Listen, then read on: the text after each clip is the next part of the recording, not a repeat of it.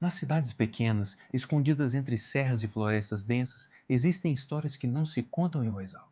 São lendas sussurradas no escuro, passadas de geração em geração como um aviso silencioso. Um lembrete de que nem tudo que caminha entre nós está vivo. Essa é uma coletânea de histórias que você não vai encontrar nos livros escolares nem em documentários tradicionais. É o tipo de relato que faz os mais velhos se calarem e olharem ao redor antes de falar. Porque, se há uma coisa que assombra os mais velhos, é a presença dos que já partiram.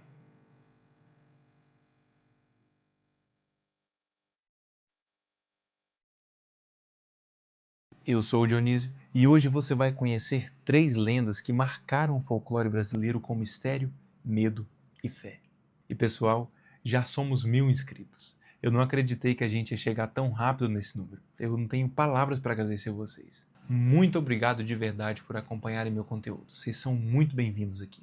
E ó, por incrível que pareça, pelo menos eu achei que pesquisar sobre lendas aqui do nosso país é mais difícil que trazer conteúdo estrangeiro. Eu tive uma dificuldade imensa de encontrar material de pesquisa de qualidade, mas consegui, e deu um trabalho danado. Então, se você puder me ajudar deixando o like no vídeo e se inscrevendo no canal, eu ficaria muito agradecido. Enfim, chega de conversa e vamos para o mistério. A missa, especialmente em sua forma tradicional, representa para os católicos o ápice da espiritualidade e da comunhão com o divino. Rica em simbolismos, rituais e uma liturgia que remonta aos primórdios da fé cristã, ela é um elo entre o céu e a terra. Um momento onde vivos e mortos, de certa forma, se encontram na eternidade do sagrado. Para muitos fiéis, a missa tradicional é mais que uma cerimônia. É uma janela para o eterno, marcada por silêncio reverente, cantos em latim e o aroma do incenso que sobe como prece. Mas, e se em algum lugar perdido no tempo e no espaço, essa janela para o sagrado fosse também uma fresta por onde o inexplicável pudesse atravessar? Em muitas cidades interioranas, perdidas entre serras ou cercadas por matas densas, existe uma história que atravessa diversas gerações. Ela costuma ser contada em sussurros por aqueles que a proclamam como se evitassem atrair atenção indesejada. Essa é a lenda da Missa dos Mortos ou, como alguns dizem, da Missa dos Não-Vivos. Reza a lenda que certa vez um homem, um simples trabalhador, estava voltando para casa tarde da noite. Ele tinha o costume de passar por uma igrejinha antiga, daquelas capelinhas bem tradicionais encontradas em cidades do interior. Essa igreja ficava no caminho entre sua casa e o vilarejo. Naquela noite, enquanto passava, ouviu os sinos da igreja tocarem. Estranhou, afinal, os sinos da igreja só tocavam quando havia missa e, bom, não podia estar havendo uma celebração naquele horário. Pelo menos, não seria comum. Curioso e movido por alguma força que não compreendeu muito bem, subiu os degraus até o portão da igreja. A porta, que costumava estar trancada àquela hora da noite, estava apenas encostada. Ao abri-la, se deparou com a missa acontecendo. Mas essa celebração tinha uma nuance diferente do que o homem estava acostumado. Ela era silenciosa, solene, sombria e somente a luz de velas iluminava o lugar. Mesmo com o frio na espinha e com todos os pelos do corpo eriçados, ele decidiu entrar. Notou que todos os bancos estavam ocupados. Os fiéis estavam com a cabeça baixa, imóveis, envoltos por um silêncio denso. O celebrante, um padre de batina escura, desgastada e aparentemente suja, conduzia a cerimônia em latim. A sua voz era baixa e gutural. O homem, sentindo-se um estranho naquele lugar, decidiu sentar-se discretamente ao fundo. Não demorou muito para a sensação de estranheza aumentar ainda mais. Não havia calor humano naquele lugar, apenas uma presença gélida. O incenso, que para ele sempre teve um aroma agradável, dessa vez trazia o cheiro de terra úmida. Foi então que ali, no meio da multidão de fiéis, a alguns bancos à frente do seu, ele encontrou um velho conhecido. Algo que seria perfeitamente normal e até reconfortante considerando a situação de estranheza que ele se encontrava, exceto pelo fato de que esse conhecido já havia morrido. Assustado, ele começou a reconhecer os rostos. Tinha a Rita, a antiga dona da vendinha da rua da sua casa. Tinha o João, que costumava ser seu rival no jogo de sinuca do bar. Tinha a Maria, que ele não era muito próximo, mas já havia passado por ela algumas vezes na rua. O que todas essas pessoas tinham em comum? Bem, eles já haviam sido enterrados no cemitério do vilarejo. O homem sentiu seu coração apertar. Um frio percorreu a sua espinha e suas pernas ficaram bambas. Se não estivesse sentado, muito provavelmente já estaria no chão. A sensação de náusea fez seu estômago revirar. Embora tudo isso tenha acontecido em apenas alguns segundos, pareceram horas para ele. Foi aí que algo quebrou o seu transe. Ele sentiu algo gelado tocando seu braço. Era a mão do seu velho conhecido. Ao virar, percebeu que seu rosto estava decomposto, coberto de lavas e com imensos buracos negros que algum dia deram lugar a seus olhos. O conhecido abriu a boca e, com um sorriso semicerrado, mas suficiente para sentir o seu hálito putrefato, disse: "Vá embora. Você não deveria estar aqui ainda." O susto foi o suficiente para recobrar as forças de suas pernas. O homem correu, saiu tropeçando pelos degraus sem se atrever a olhar para trás. A poucos metros dali, pôde escutar as portas da igreja se fecharem atrás dele com um estrondo que ecoou pela noite. Ao chegar em sua casa, ele passou a noite em claro, trancado no seu quarto e embaixo de coberta, suando frio de medo. Na manhã seguinte, indo para o trabalho, de longe avistou a igreja que foi palco da sua experiência aterrorizante. Só tomou coragem de se aproximar porque o pároco estava ali. Ao chegar, nenhum sinal da missa, nenhuma vela queimada, nenhum incenso.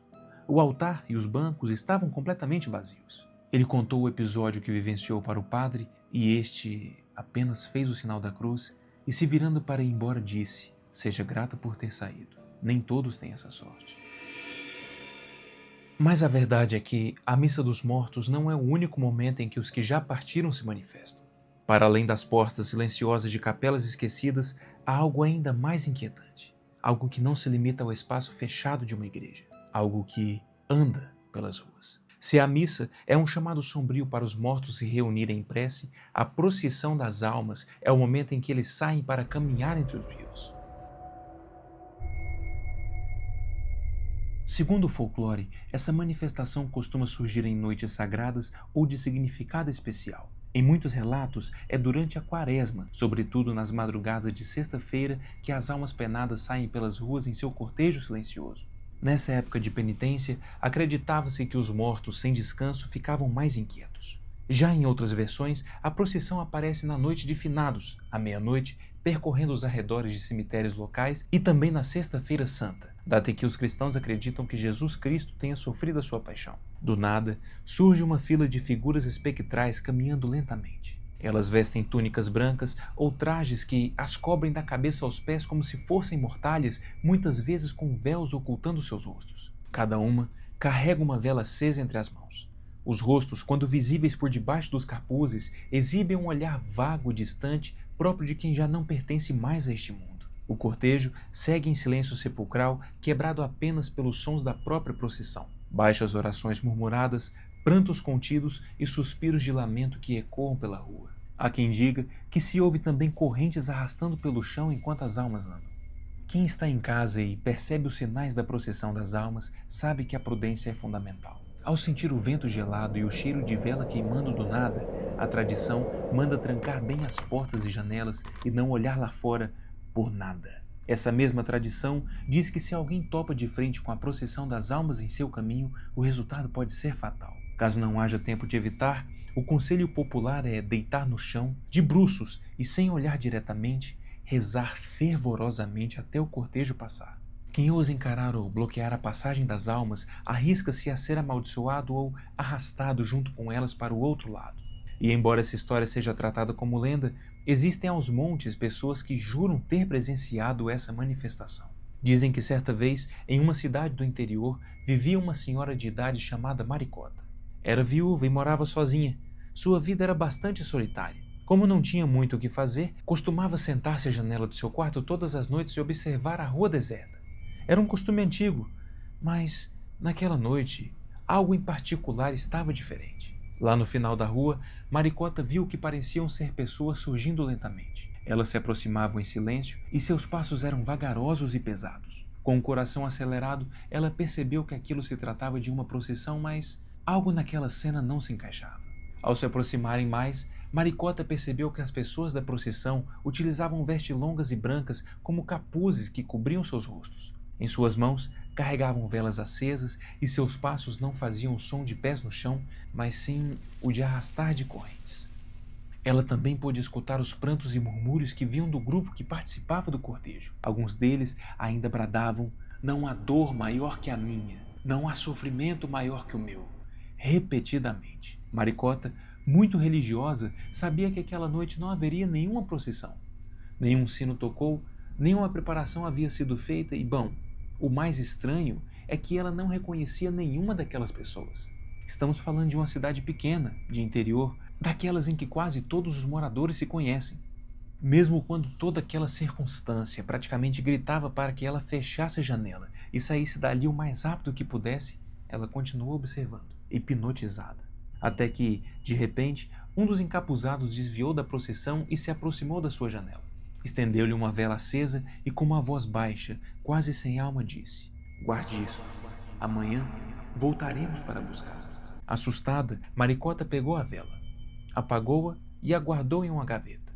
Na manhã do outro dia, ao abrir a gaveta, a senhora levou um susto tão grande que quase desmaiou. No lugar da vela havia um osso humano. Devota como era, passou o dia inteiro em estado de choque, rezando sem parar. Mas nada tirava da sua cabeça as palavras da figura encapuzada. Amanhã voltaremos para buscar. O dia demorou a passar, as horas pareciam mais longas do que o normal. Quando o sol começou a se pôr, Maricota tremia, aflita. Ela ficou à espreita, na janela, segurando o osso, esperando. Pouco antes da meia-noite, a procissão retornou. As mesmas figuras encapuzadas, segurando as mesmas velas. E, mais uma vez, a mesma criatura se aproximou de Maricota. Dessa vez, ergueu o rosto, revelando olhos fundos e escuros, e disse: "Que isso te sirva de lição. A procissão das almas não é para ser vista pelos vivos." Lendo ou não, na madrugada de sexta-feira da Paixão para o sábado de Aleluia, moradores da cidade de Mariana, no estado de Minas Gerais, se vestem com túnicas brancas e saem pelas ruas arrastando correntes numa procissão iluminada por velas. Palavras têm poder, é o que dizem os mais antigos. E entre todas elas, há uma que, segundo muitos, nunca deveria ser pronunciada. Essa palavra é a desgraça.